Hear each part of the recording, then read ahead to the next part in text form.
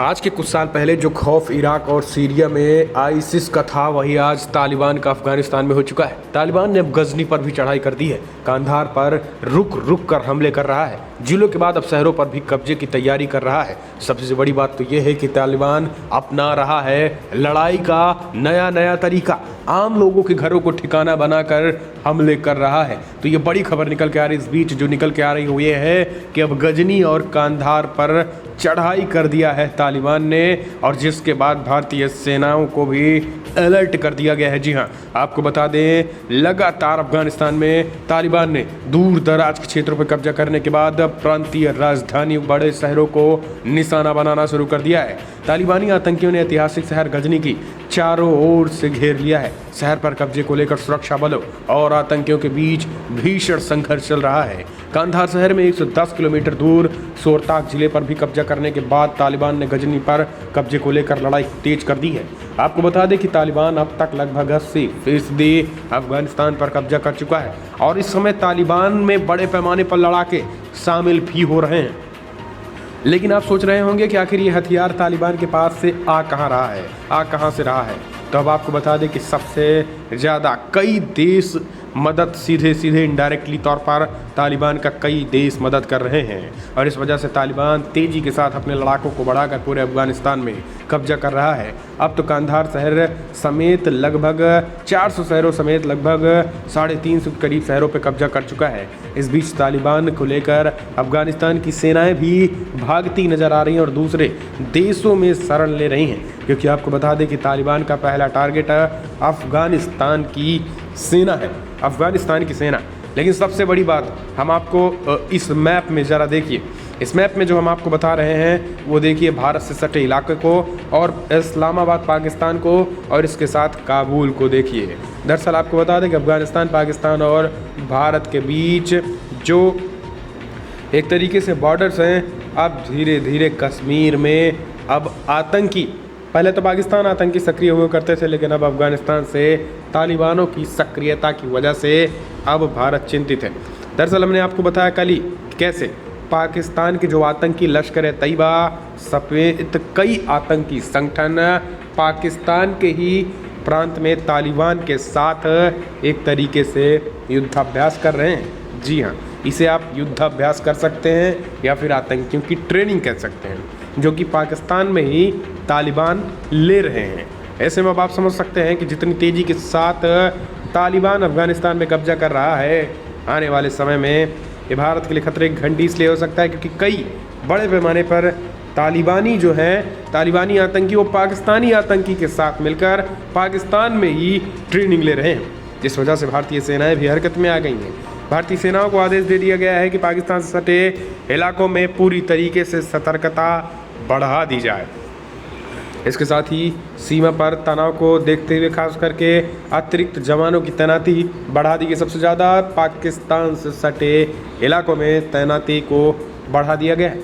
अगर बात करें भारतीय खास करके इंडियन आर्मी की, भारतीय सेना की, तो भारतीय सेना पूरी तरीके से चौकस है, लेकिन जिस तेज़ी के साथ तालिबान कब्जा कर रहा है वो कहीं ना कहीं खतरनाक है। दरअसल तालिबान के खिलाफ हथियारबंद लड़ाकों के साथ अफगान सुरक्षा बलों का साथ दे रहे पूर्व सांसद हामिद जई ललय ने बताया है कि तालिबान कांधार शहर में पश्चिम की तरफ से हमले कर रहा है और सुरक्षा बल स्पेशल फोर्सेस के साथ तालिबान को कांधार से दूर खदेड़ने के लिए हर संघर्ष कोशिश कर रहे हैं। लेकिन तालिबान के लड़ाके इतने अत्याधुनिक हथियार में, अब आप समझिए कि अगर कोई देश तालिबान का समर्थन नहीं कर रहा है तो तालिबान के पास इतने बड़े पैमाने पर देशी नहीं बल्कि अत्याधुनिक हथियार हैं उनके पास, जिससे अफगानिस्तान की सेना के पास नहीं है। अब आप ऐसे में समझ सकते हैं कि तालिबान में क्या होगा।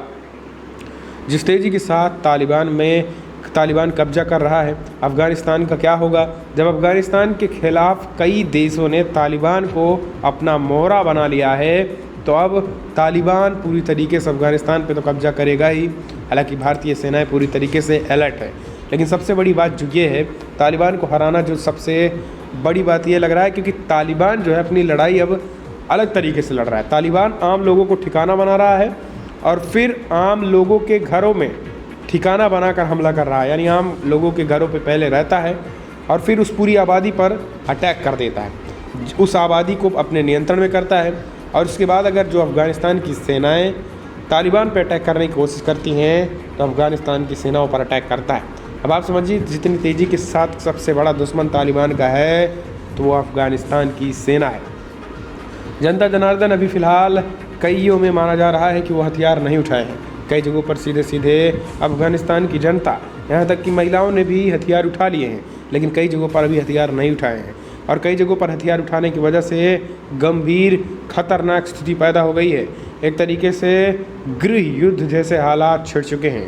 यही कारण है कि देश और दुनिया की नज़र इस समय तालिबान पर टिकी हुई है। लेकिन सबसे बड़ी बात चौंकाने वाली ये दिखी कि आखिर अमेरिका आखिर क्यों खास करके तालिबान को इस तरीके से खुला छोड़कर और अफ़गानिस्तान से निकलने का जो फ़ैसला किया सबको चौंकाया। लेकिन उसके पीछे भी कोई रणनीति बताई जा रही है। एक और खबर ले लेते हैं तालिबान से जुड़ी, जहां पर काबुल हवाई अड्डे की सुरक्षा जो है वो तुर्की के नियंत्रण में था, लेकिन अब तालिबान ने इसका खुलकर विरोध कर दिया है और तालिबान ने तुर्की को गेट आउट करने का ऐलान कर दिया। उन्होंने एक तरीके से अल्टीमेटम दे दिया है कि तत्काल काबुल हवाई अड्डे की जो सुरक्षा है वो तुर्की तत्काल छोड़े। जी हाँ, अब आप समझिए कि काबुल कहीं ना कहीं एक तरीके से अफ़गानिस्तान के चुनिंदा हवाई अड्डों में से एक है, लेकिन जिस तरीके से तुर्की अभी तक उसकी सुरक्षा कर रही थी, लेकिन अब तुर्की की सेनाओं को भी तत्काल काबुल हवाई अड्डे छोड़ने के आदेश तालिबान ने दे दिए हैं, वरना गंभीर परिणाम भुगतने की बात कही है। तालिबान ने अमेरिका और तुर्की के बीच अफ़गानिस्तान की राजधानी काबुल में हामिद करज़ई अंतर्राष्ट्रीय हवाई अड्डे की सुरक्षा पर कब्जा करने के समझौते का कड़ा विरोध जताया है।